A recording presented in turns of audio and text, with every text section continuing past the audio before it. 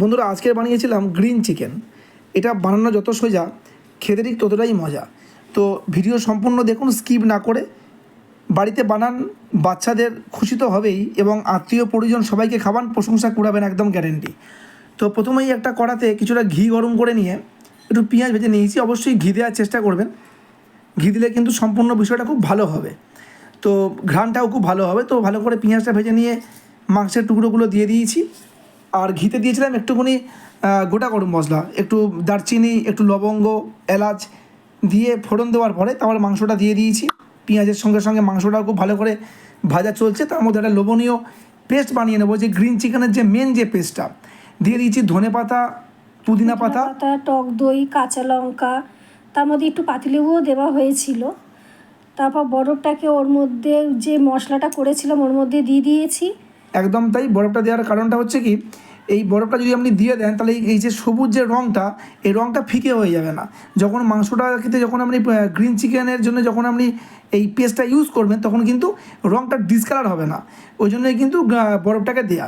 তারপরে মাংসটা তো কষতে কষতে সুন্দর একটা গন্ধ বেরিয়েই গেছিলো। তারপরে বউ কিছু ম্যাজিক মশলা দিচ্ছিলো, শুনে নেন কী কী দিয়েছে। ধনের গুঁড়ো, জিরের গুঁড়ো, গোলমরিচের গুঁড়ো দিয়েছি, শাহি গরম মশলা একটু দিয়ে দিয়েছিলাম। নুনটা আগে দেবেন না, যখন মাংসটা ব্রাউন কালার হয়ে আসবে তখনই নুনটা দেবেন।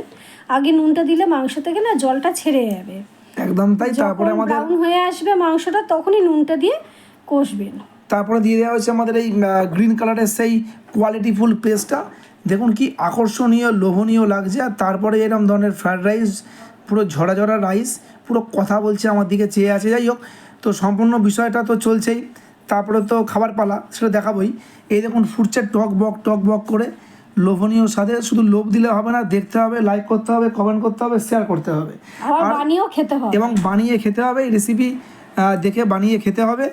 দিয়ে দিয়েছি আরও একটু লেবুর রস, কিন্তু আগে লেবুর রসটা দিয়ে দিতে হবে, তারপর একটু বাটার দিয়ে একটু বাটার দিয়ে দেবেন। সম্পূর্ণ বিষয়টা রেডি হয়ে যাবে। দেখতে একদম তো সুন্দর লাগছে, খেতে কিন্তু বন্ধুরা ভীষণ সুন্দর হয়েছিল। একটু শাহি গরম মশলা দিয়ে দিয়েছিলাম ওপর থেকে ছড়িয়ে। একদম কমপ্লিট হয়ে গেছে, রেডি। তারপরে খুব ভালো করে রেডি হয়ে যাওয়ার পরে এটাকে আমরা আরও একটু 3 থেকে 4 মিনিট কুক করছি। বউ বললো না এখন নামার প্রয়োজন নেই, আর একটু কুক করে নাও। তারপরে এই পরপর নামাচ্ছি কাঁচের বলে। সুন্দর লোভনীয় স্বাদের এই গ্রিন চিকেন কারি অবশ্যই বাড়িতে বানান। কমেন্ট করে জানান যে আপনাদের কেমন লাগলো। কালকে আমার ছেলের জন্মদিন ছিল, ওর পছন্দের এই গ্রিন চিকেন কারি যখনই আমরা করি তখনই কিন্তু খুব খুশি হয়ে যায়। তারপরে তো পুগলুর পাতে আমরা বেড়ে দিয়েছি ফ্রায়েড রাইস আর গ্রিন চিকেন কারি। কেমন করে খাচ্ছে দেখুন, আপনারাই দেখুন যে কি খুশিতে খাচ্ছে। কিন্তু খুব ভালো বলেছে, আপনাদেরও করে খেতে হবে। অনেক হয়েছে, তারপরে এবার খাওয়া শুরুও করতে হবে। পুগলু খেয়ে খুব খুশি হয়েছে প্রচণ্ড, চোখে মুখে তার খুশি আমরা বুঝতেই পারছেন কি সুন্দর।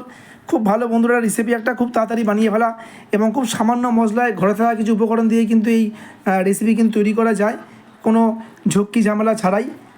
এটাকে বানিয়ে ফেলুন আর আমাদের সাপোর্ট করুন।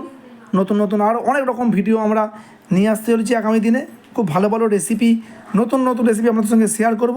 আপনাদের ভালোবাসায় পেলেই কিন্তু আমরা আগামী দিনে আরও এগিয়ে যেতে পারবো।